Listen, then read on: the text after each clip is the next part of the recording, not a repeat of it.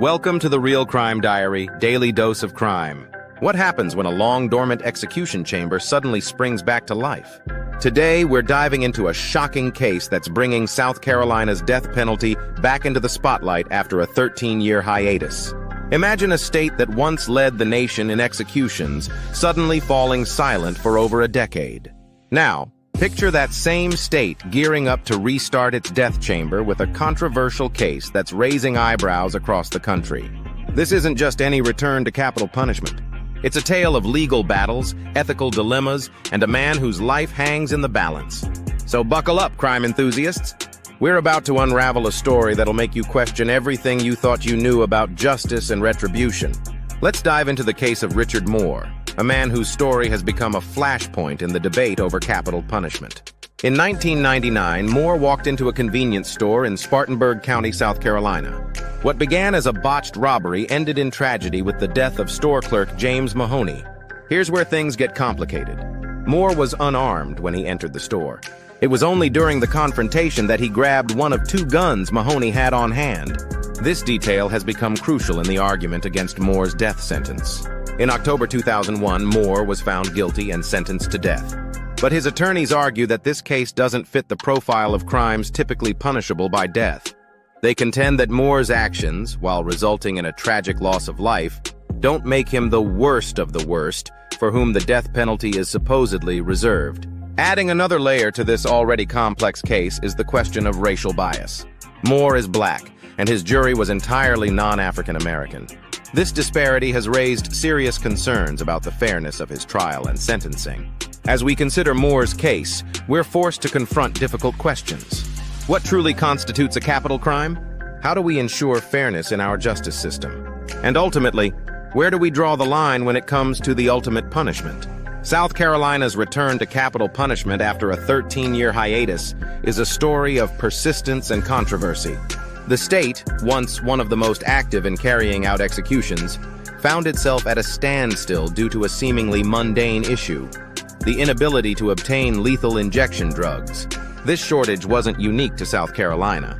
Many pharmaceutical companies, facing ethical concerns and public pressure, stopped supplying drugs for executions. This left states scrambling for alternatives, and South Carolina was no exception. But where there's a will, there's a way. And South Carolina found its way through a controversial piece of legislation. The state passed a policy allowing the identity of drug suppliers to remain confidential. This move effectively shielded these suppliers from public scrutiny and potential backlash.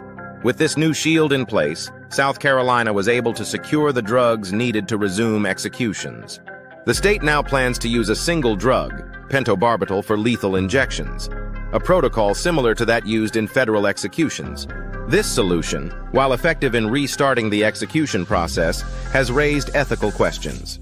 Critics argue that the lack of transparency could lead to the use of untested or substandard drugs, potentially causing undue suffering during executions. Despite these concerns, South Carolina is moving forward. The state has ambitious plans, scheduling executions every 5 weeks. It's a stark reminder of how quickly the landscape of capital punishment can change, and the lengths some states will go to maintain this controversial practice. Now let's talk about something that sets South Carolina apart in the world of capital punishment. In this state, death row inmates have a choice. Yes, you heard that right, a choice in how they die. South Carolina offers 3 options: lethal injection, electrocution, or the recently reintroduced firing squad. It's a grim menu, to say the least. But it's a choice that Richard Moore and others on death row must make. The firing squad option is particularly noteworthy. It's a method that hasn't been used in the United States since 2010 in Utah.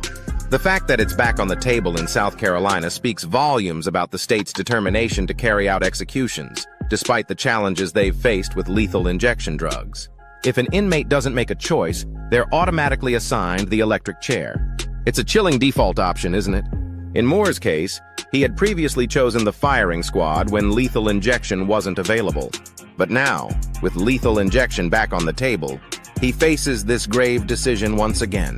This unique situation raises profound questions about the nature of justice and punishment in our society. Is offering a choice in method of execution a form of humanity, or does it add an extra layer of cruelty to an already grim process? As the execution date looms, Richard Moore's legal team is gearing up for a fierce battle. They're not just fighting for Moore's life, they're challenging the very foundations of his conviction. At the heart of their argument is a troubling claim. Racial bias may have tainted the entire process. Moore's attorney, Lindsey Vann, points out a stark fact. Despite Moore being black, his jury didn't include a single African-American member. This raises serious questions about the fairness of his trial and whether justice was truly served. But the legal team isn't stopping there. They're also petitioning Governor Henry McMaster for clemency, hoping to reduce Moore's sentence to life imprisonment without parole. It's a long shot, though. No South Carolina governor in modern history has ever granted clemency in a death penalty case.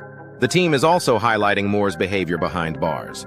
They say he's been a model prisoner, even offering to mentor fellow inmates. It's a powerful argument for rehabilitation over retribution. These challenges aren't just about Moore. They're shining a spotlight on the broader issues facing death row inmates across South Carolina. As the state ramps up its execution schedule, we're likely to see more cases like Moore's, each one forcing us to confront difficult questions about justice, race, and the ultimate punishment. As we look to the future of capital punishment in South Carolina, the state's plans are clear. They're not slowing down. With 4 more inmates set to face execution after Richard Moore, South Carolina is planning to carry out executions every 5 weeks. It's a stark contrast to the 13-year hiatus we've just witnessed. But while the execution chamber is ramping up, death row itself is shrinking. Back in 2011, South Carolina had 63 inmates on death row. Today, that number has dwindled to just 31. Successful appeals and natural causes have played a significant role in this decline. It's not just South Carolina making headlines in the world of capital punishment. Other states are also moving forward with their execution schedules. In Texas, Robert Leslie Robertson III is set to face execution on October 17th. On the same day, Alabama plans to execute Derek Ryan Dearman. And just a month later, on November 21st, Carrie Dale Grayson is scheduled to be put to death, also in Alabama. These upcoming executions across the country underscore the ongoing debate surrounding the death penalty in America. As South Carolina resumes its place among the states actively carrying out capital punishment, the eyes of the nation will be watching closely. As we wrap up today's episode, it's clear that the case of Richard Moore and South Carolina's return to capital punishment raises profound questions about justice, morality, and the role of the death penalty in our society. The complexities surrounding Moore's case, from the circumstances of the crime to the racial implications of his sentencing, highlight the ongoing debate about the fairness and effectiveness of capital punishment. While South Carolina moves forward with its plans to resume executions, the controversy surrounding this decision reminds us that the death penalty remains one of the most divisive issues in our criminal justice system. It challenges us to consider what true justice looks like and whether the state should have the power to take a life. We'd love to hear your thoughts on this.